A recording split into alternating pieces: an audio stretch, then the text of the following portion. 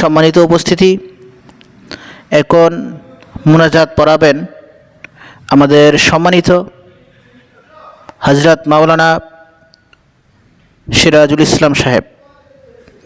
আমরা সকলেই মোনাজাতে অংশগ্রহণ করি।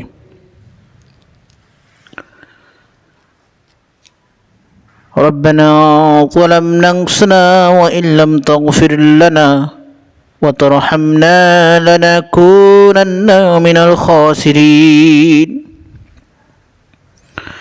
ربنا إننا آمنا فاغفر لنا ذنوبنا وقنا عذاب النار يا رب العالمين তুমি তোমার রহমতের দৃষ্টি দিয়ে তাকিয়ে দেখো, তুমি তোমার কুদরতি দৃষ্টি দিয়ে তাকায়া দেখো। ইয়া রাব্বুল আলামিন, আমি গুনাহগারের সঙ্গে কতগুলো গুনাহগার বান্দা হাত উত্তোলন করেছে। ইয়া রাব্বুল আলামিন, আমি অনেক গুনাহ করেছি, আমি অনেক পাপ করেছি। আমার বিশ্বাস এখানে যারা উপস্থিত আছে, মাবুদ গো, কোনো না কোনো বান্দা তোমার প্রিয়, তোমার মাহবুব আছে। রব্বুল আলামিন, ওই একজনকে উসিলা করে আল্লাহ তুমি আমাদের সকলের মোনাজাতকে কবুল ও মঞ্জুর করে নাও।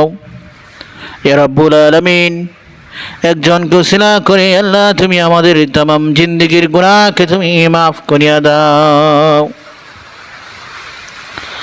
ইয়া রাব্বুল আলামিন, গুনাহ করতে জানি রে মাওলা, কি করে তোমার কাছে মাফ চাইতে হয় তা জানি না। এ রব্বুল আলামিন, আমি জাহেল, আমি মূর্খ, আমি পাপী। রব্বুল আলামিন, এমন কোনো গুনাহ নাই যে গুনাহটা আমার দ্বারা সংগঠিত হয় নাই। রব্বুল আলামিন, হাতের দ্বারা গুনাহ করেছি, পায়ের দ্বারা গুনাহ করেছি, জবান দ্বারা গুনাহ করেছি। এমন কোনো অঙ্গ প্রত্যঙ্গ নাই যে অঙ্গ প্রত্যঙ্গ দিয়ে গুনাহ করি নাই। রব্বুল আলামিন, তুমি ইচ্ছে করলে আমাদের গুনার কারণে আমাদের চোখের দৃষ্টিশক্তি তুমি নিয়ে নিতে পারতে। রব্বুল আলামিন, আমাদের জবানকে তুমি কেড়ে নিতে পারতে, আমাদের হাত পা পঙ্গু করে দিতে পারতে। রব্বুল আলামিন, এগুলোর কোনোটাই তুমি করো নাই। এটা তোমার করুণা, এটা তোমার দয়া ছাড়া আর কোনো কিছুই না। রব্বুল আলামিন, আমাদের গুনার কারণে হাসরের মাঠে যদি আমাদেরকে অপদস্থ করো, লক্ষ লক্ষ কোটি কোটি মানুষের সামনে যদি আমাদের গুনাহসমূহকে তুমি যদি প্রকাশ করে দাও, আল্লাহ, সেদিন তো আমরা লজ্জিত হয়ে যাব, অপমানিত হয়ে যাব, অপদস্থ হয়ে যাব। রব্বুল আলামিন, সেদিন তো তোমার হাবিব সাল্লাল্লাহু আলাইহি সাল্লাম অপমানিত হয়ে যাবে। আল্লাহ, আমরা অপরাধী, কিন্তু তোমার নবী তো অপরাধী না। রব্বুল আলামিন, তুমি তোমার নবীর দিকে তাকায়া হলেও, তোমার নবীর খাতিরে হলেও তুমি আমাদের तमाम জিন্দেগীর গুনাহকে মাফ করিয়া দাও। রব্বুল আলামিন, সন্তান যখন অপরাধ করে বাড়িতে ফিরে মা দমকায়, বড় ভাই দমকায়, শাসন করে, বাবা মারধর করে, বকাঝকা করে, কেন রে তুই এরকম অপরাধ করে আসলি, ঘর থেকে মারধর করে বের করে দেয়। এসারের পরে বাবা ভাই সবাই খাওয়া দাওয়া করে শুয়ে পড়ে, কিন্তু মা দরদি ঘুমায় না, খাই না। সন্তানের জন্য তার কলিজা ছটফট করতে থাকে।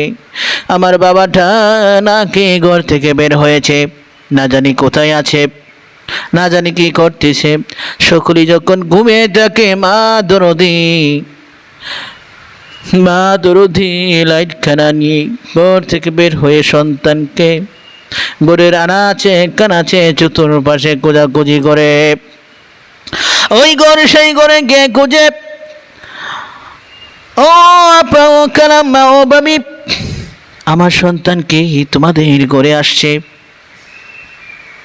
মা যখন খুঁজতে খুঁজতে হয়রান হয়ে সন্তানকে না পেয়ে কান্না করতে করতে ঘরে ফিরে আসে, কান্না করতে থাকে, আমার বাবাটা কোথায় আছে?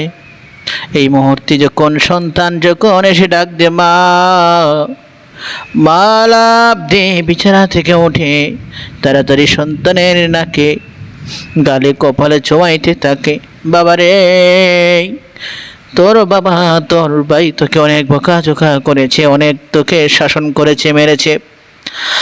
আমার বাবা কলিজা টুকরা, তুই যদি ওই অপরাধগুলো না করতে তোর বাবা তোর ভাই তোকে মারতো না। বাবারে এই ভুলগুলো করিস না। এই বলে সন্তানকে বুঝিয়ে গড়ে এনে সন্তানকে খাইয়ে ঘুম ফেরিয়ে মা তারপর ঘুমাইতে যায়। আল্লাহ রাব্বুল আলামিন তোমার হাবিব সাল্লাল্লাহু আলাইহি সাল্লাম বলেছেন, আল্লাহ তাআলা 100 ভাগের মধ্যে 1 ভাগ ভালোবাসা দয়া মায়া সারা পৃথিবীর মধ্যে দান করেছে।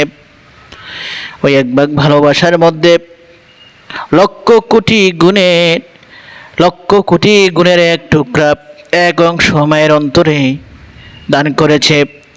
ওই মা যদি সন্তানের জন্য, ও মা যদি অপরাধী সন্তানের জন্য তার হৃদয়ে তো ভালোবাসা থাকে, আল্লাহ তোমার অন্তরে আমাদের মতন গুনাহগারদের জন্য কত ভালোবাসাই না আছে।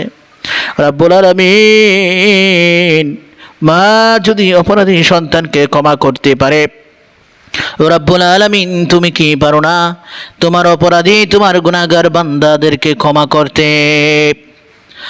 রাব্বুল আলামিন কে পাপী কে নাকি, কে সুদখোর ঘুষখোর জিনাখোর, কে ভালো কে মন্দ আমি কোনো কিছু বুঝতে চাই না। রাব্বুল আলামিন ওই সুবর্ণ সময়ে ওই ফজিলতের সময়ে আল্লাহ মেহেরবানি করে সকলের গুনাহকে তুমি মাফ করিয়ে দাও। ربنا تقبل منا إنك أنت السميع العليم وأتوب إليك إنك أنت التواب الرحيم سبحان ربك رب العزة عما يصفون وسلام على المرسلين والحمد لله رب العالمين آمين آمين برحمتك يا أرحم الراحمين.